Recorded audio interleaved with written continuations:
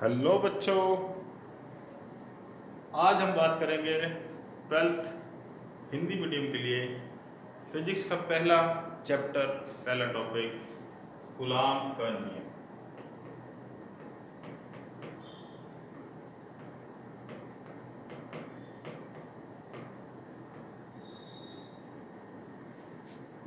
Coulomb जैसे आपको मालूम है एक साइंटिस्ट का नाम है और इसने आवेशों के लिए, चार्जेस के लिए नियम दिया था। उस नियम में इसने बताया था कि दो आवेशों के बीच अन्योन्य क्रिया किस प्रकार होती है। तो बच्चों, वो कहता है क्या, इस नियम के अनुसार दो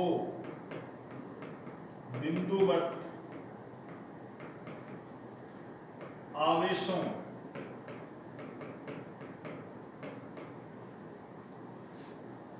के मध्य निर्वात में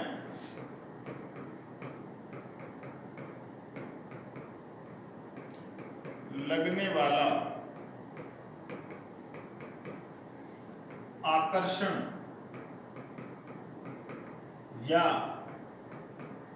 प्रतिकर्षण बल दोनों आवेशों के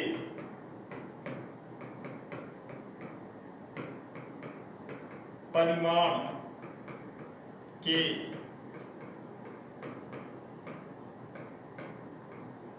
गुणनफल के समानुपाती व उनके मध्य दूरी के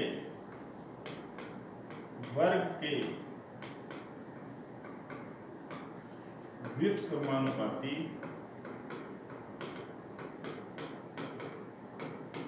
होता है। तो ये नियम क्या कहता है कि दो बिंदुवत आवेशों के मध्य निर्वात में लगने वाला आकर्षण या प्रतिकर्षण बल दोनों आवेशों के परिमाण के गुणनफल के समानुपाती व उनके मध्य दूरी के वर्ग के व्युत्क्रमानुपाती होता है। ये बात है। और एक बात बोलता है, वो क्या, लगने वाला बल दोनों आवेशों को मिलाने वाली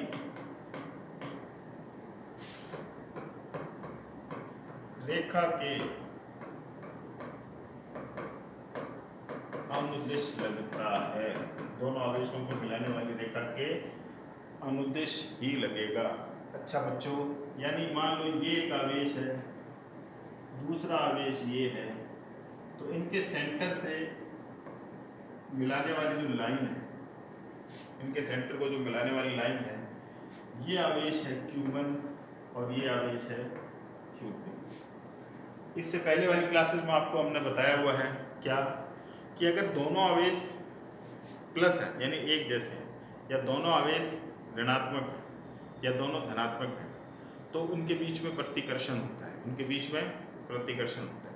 और अगर एक आवेश धनात्मक है और दूसरा ऋणात्मक है, तो उनके बीच में आकर्षण होता है।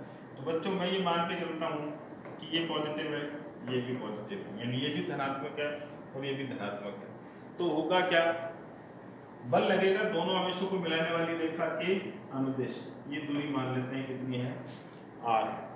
तो Q1 आवेश Q2 को इधर धक्का मारेगा,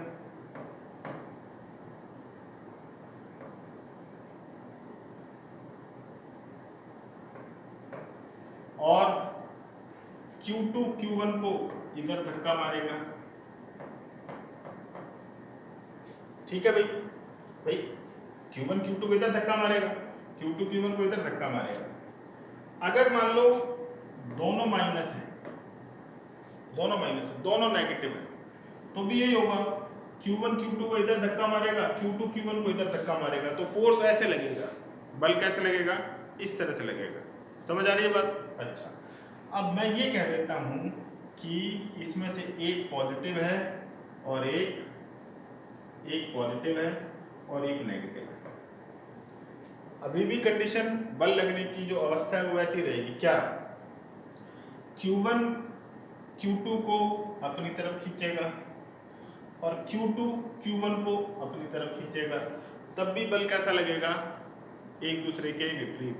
ये बात याद रखनी है, जितना बल Q2 Q1 पे लगाएगा उतना ही बल Q1 Q2 पर लगाएगा। यानी ये क्या करता है, क्रिया प्रतिक्रिया के नियम का पालन करता है। ये बात हमें ध्यान रखनी है। चाहे दोनों धनात्मक हों या दोनों ऋणात्मक हों या एक धनात्मक हो व दूसरा ऋणात्मक हो, बल हमेशा ही कैसा लगेगा, एक दूसरे के विपरीत, लेकिन बल का परिमाण क्या होगा, समान होगा। ठीक है बच्चों? अच्छा,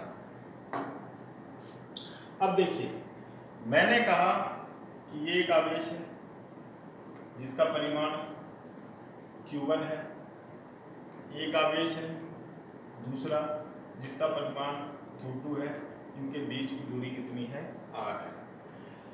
परिमाण लेने का मतलब क्या है? परिमाण लेने का मतलब है कि हम क्या ले रहे हैं, हम ले रहे हैं सिर्फ और सिर्फ उसका आंकिक मान, न्यूमेरिक वैल्यू ले रहे हैं। हम उसके धनात्मक या ऋणात्मक होने के ऊपर विचार नहीं कर रहे।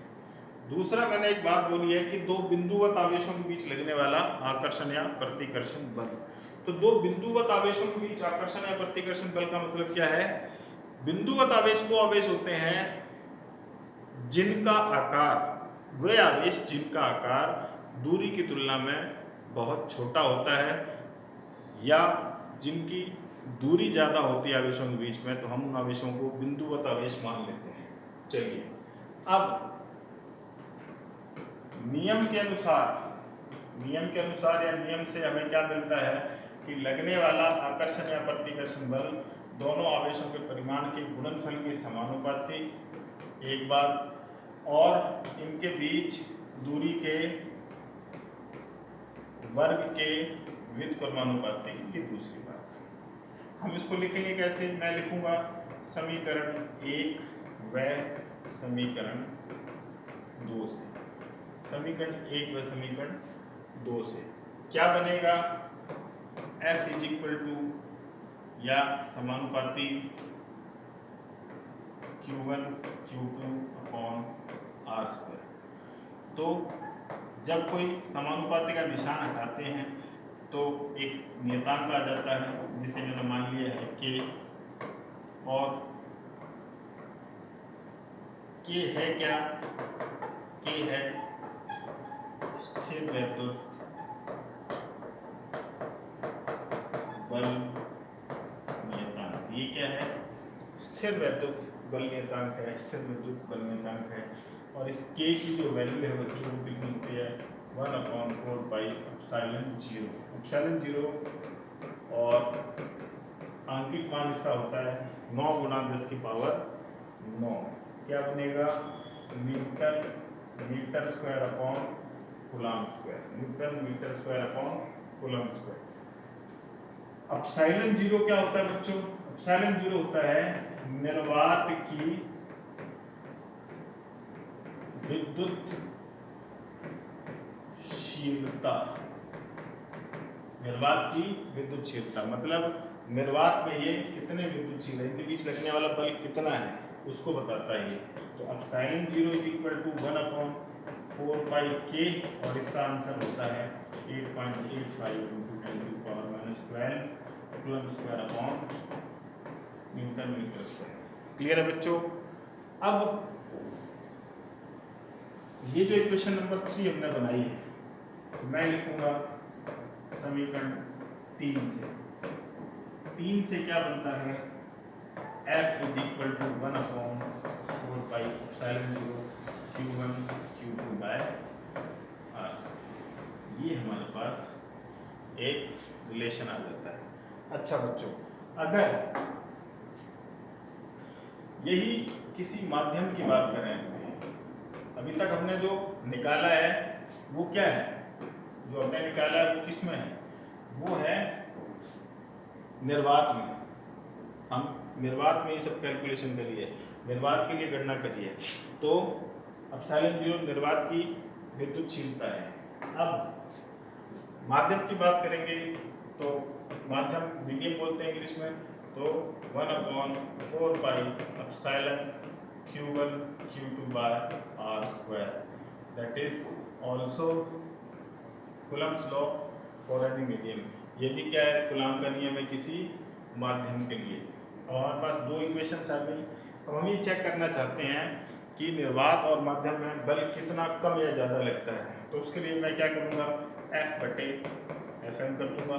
तो वो क्या बनेगा, F की वैल्यू रखो 1/4 pi epsilon 0 Q1 Q2 by R square into divide किए हैं, इंटू करेंगे तो उल्टा हो जाएगा, उल्टा हो जाएगा तो 4 pi epsilon R square upon Q1 Q2 R square से R square cancel, Q1 Q2 से Q1 Q2 कैंसिल, 4 पाई से 4 पाई कैंसिल। तो F/Fm is equal to epsilon upon epsilon R। बच्चों ये जो एप्सिलॉन अपॉन एप्सिलॉन R है ये होता है, एप्सिलॉन अपॉन एप्सिलॉन नॉट है, ये एप्सिलॉन R के इक्वल होता है। इसको बोलते हैं आपेक्षिक विद्युतशीलता, रिलेटिव परमिटिविटी। तो अगर मैं यहाँ से काउंट करूँ तो epsilon upon epsilon 0 is equal to epsilon R और epsilon equal to epsilon 0 epsilon R। एक ये रिलेशन बहुत आगे चैप्टर्स में यूज होगा। तो हमने देखा बच्चों क्या, हमने देखा कि हमने क्या देखा, हमने देखा F/Fm is equal to epsilon R।